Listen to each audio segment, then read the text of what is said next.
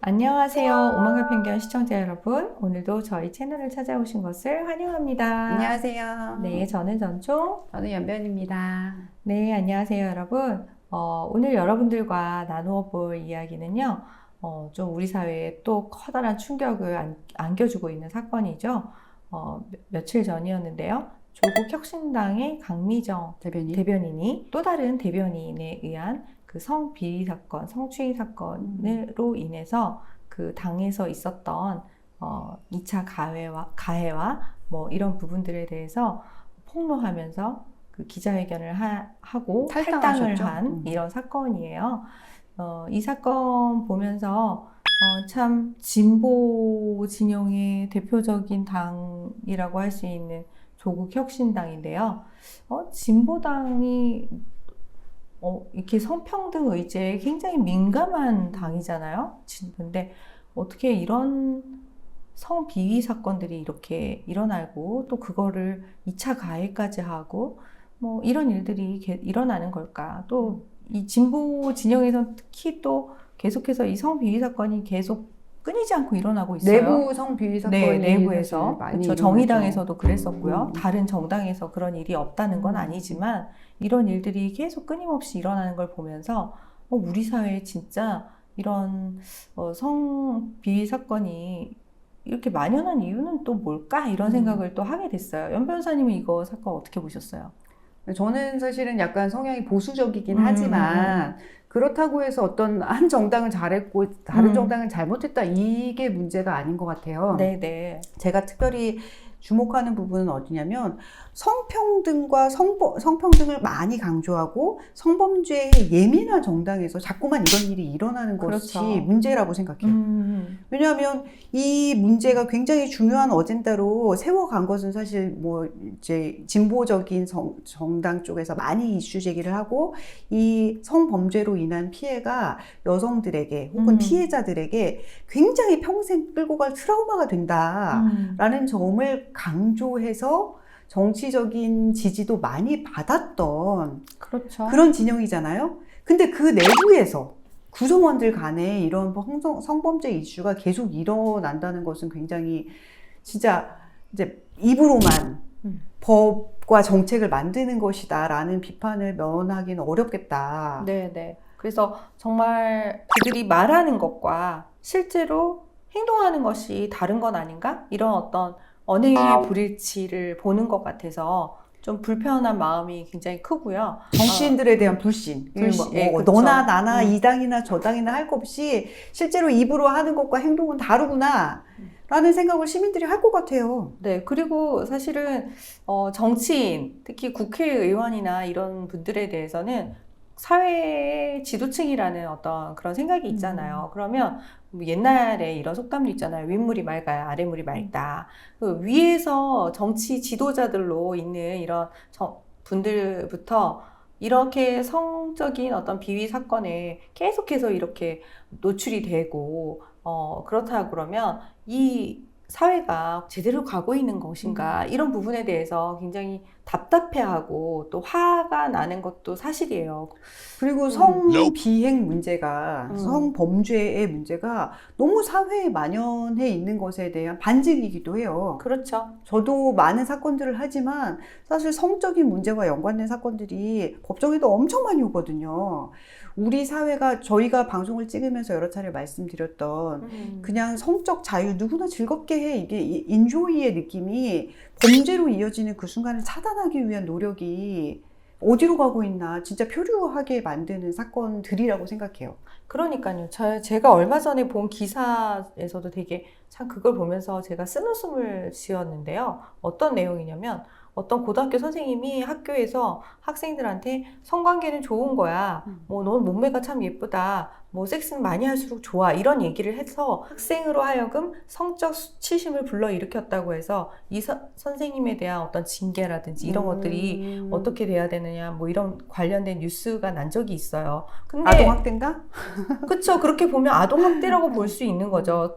특히 아동을 성적으로 학대한 거는요, 이거는 굉장히 중범죄인 거거든요. 맞아요. 근데 사실 이게 너무 기가 막힌 게 뭐냐면요. 저희 지금 우리 성교육. 애들이 학교에서 받고 있는 없는 교육이요. 이걸 얘기하는 거예요. 성적 수치심을 없애고 자꾸 아이들한테 성관계를 좋다고 가르쳐요. 근데 학교에서 그걸 가르치고 보건 시간에 뭐 사회 시간에는 그렇게 가르쳐 놓고 그거를 다른 과목 선생님이 야 성관계는 좋은 것이야 라고 하면 이게 여기서는 성적 수치심이 안 되고 이건 교육이 되고 이쪽에서는 성적 수치심이 되는 게 분열적인 이런 교육이 우리 사회에 있고 이런 것들이 다 지금 디스오더 뭔가 이렇게 맞아요. 굉장히 되게 정신없이 혼란스럽고 네, 지금 이게 그 단어 그렇구나. 디스오더 지금 그 현상이 지금 우리나라 교육이나 정치나 여러 분야에서 범죄도 마찬가지고 계속 일어나고 있는 것 같아요. 왜냐하면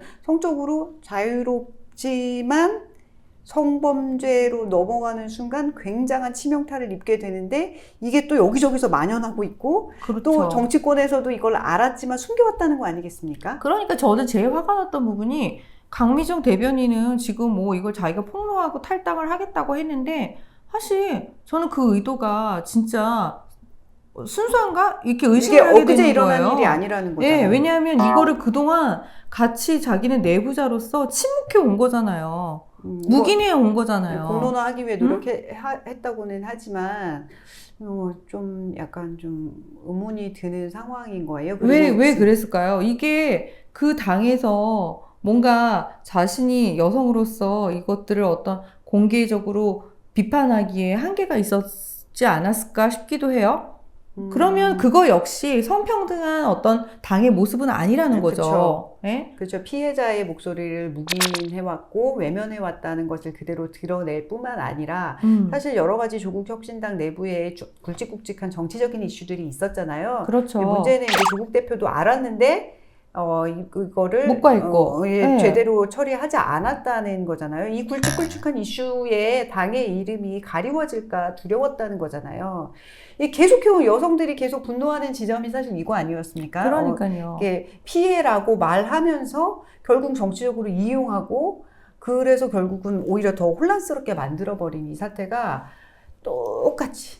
그러니까요. 이런 사건이 박원순 때도 있었잖아요. 계속 박원순 반복. 서울시장 성비위 사건 때도 있었고 오거돈 부산시장 비위 사건 때도 있었고 뭐냐면 이게 이런 일이 일어났는데 이것에 대해서 그 같은 진영 안에 있는 여성들, 특히 이 여성들은 자신들이 성평등을 위해서 앞서서 운동해왔고 이랬다고 하는 그런 여성들이 오히려 그 가해자에 대해서 피해 호소인이라는 그런 말을 만들어서 N차 가해를 하면 2차 가해, 3차 가해를 하면서 그들의 진영 안에 있는 어떤 한 정치인이나 자기들의 정당을 보호하기에만 급급했지 정말 그 한 사람을 보호하기 위한 노력을 정말 안 했거든요.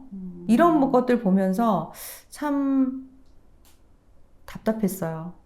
화가 나고요. 우리가 다른 데서도 종종 이런 모습을 보는데 사실 일반화를 시켜야 될 것과 개별적인 사건을 들여다봐야 할 상황이 따로 있거든요. 맞아요. 네, 근데 이렇게 가해자가 누구냐, 피해자가 누구냐에 따라서 요거는 개별 사건으로 보고 또 본인들과 직접적인 연관관계가 없는 것 같으면 일반화 아니라 개인 사건임에도 불구하고 남성 대 여성으로 일반화 시켜가지고 사건을 부풀리기도 하고. 그렇죠. 이런 예를 저희가 너무 많이 볼 수 있기 때문에 여러분들께 계속 강조드리는 것은 어떤 진영에서 하는 일이 옳다거나 혹은 남성 대 여성의 갈등이 계속 심화되게 하는 이런 흐름에 흔들리지 마시고 계속 말씀드리지만 여성들에 대한 성범죄 혹은 피해자에 대한 성범죄가 나쁜 건 맞는데 이걸로 인해서 갈등 요소가 되지 않도록 우리가 주의 깊게 잘 살펴보고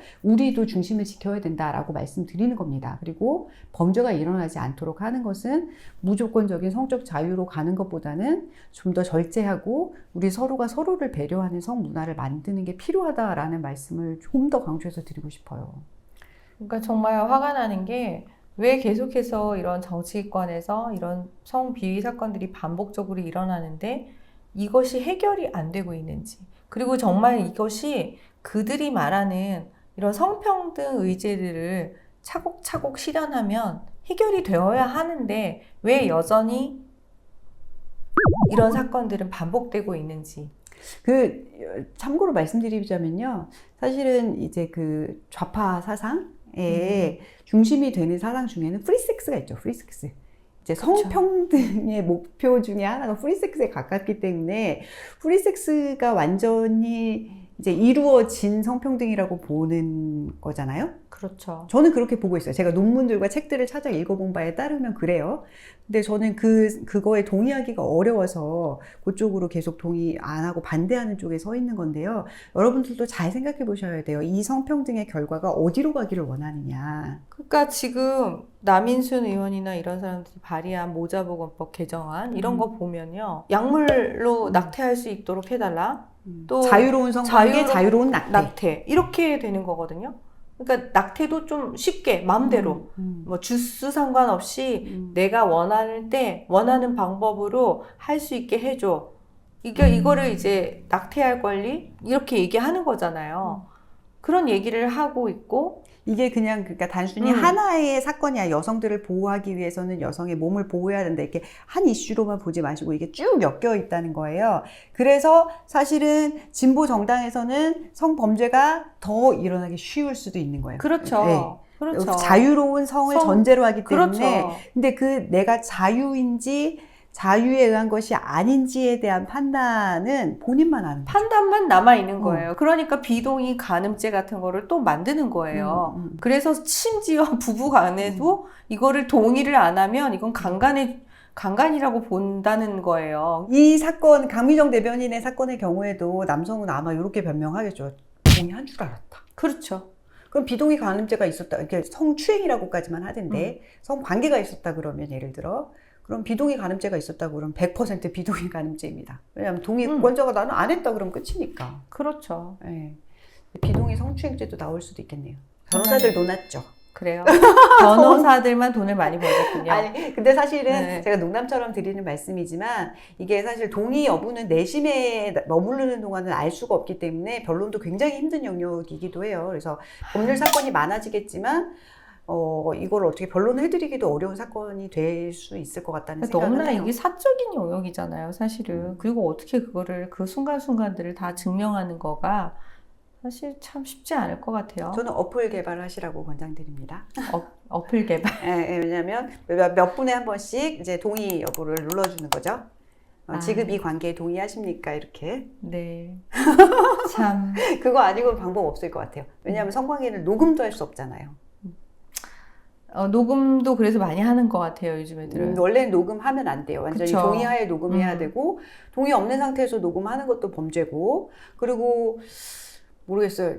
저는 동의 절대 하시지 마시라고 말씀드리거든요. 네. 이게 어떻게 유포될지 모르는 거잖아요. 그럼요. 헤어질 때 이게 문제가 된다고 그렇죠. 우리가 예전 방송에도 말씀드렸는데 애초에 시작은 이제 강미정 대변인 사건으로 시작되었는데 이것과 관련한 이슈도 저희가 항상 포도송이처럼 주렁주렁 달고 나오는데 이게 한두 가지의 이슈가 아니기 때문에 여러분들이 뉴스를 보실 때 좀 더 다양한 방면으로 같이 생각을 해주시고 이 뉴스도 그냥 단순히 뭐 어떤 정당은 그래 뭐 어떤 남자는 그래의 문제가 아니라 우리가 생각해왔던 것이 그대로 잘 가고 있는지를 점검해보는 기회가 되었으면 좋겠다. 그런 말씀 드려봅니다. 네. 그리고 이런 어떤 성비위 사건들이 정치권 내에서 더 이상 일어나는 걸 보고 싶지 않다. 사회 지도층이라고 하시는 분들이 일반 시민들보다도 못한 범죄 사건에 연루되어서 자꾸 뉴스에 나오는 거 보고 싶지 않습니다. 그렇습니다. 여러분들도 다 동의할 것이라고 믿고 오늘 방송 여기서 마쳐보겠습니다. 네, 지금까지 오만과 편견 시청해주신 여러분 감사합니다. 감사합니다.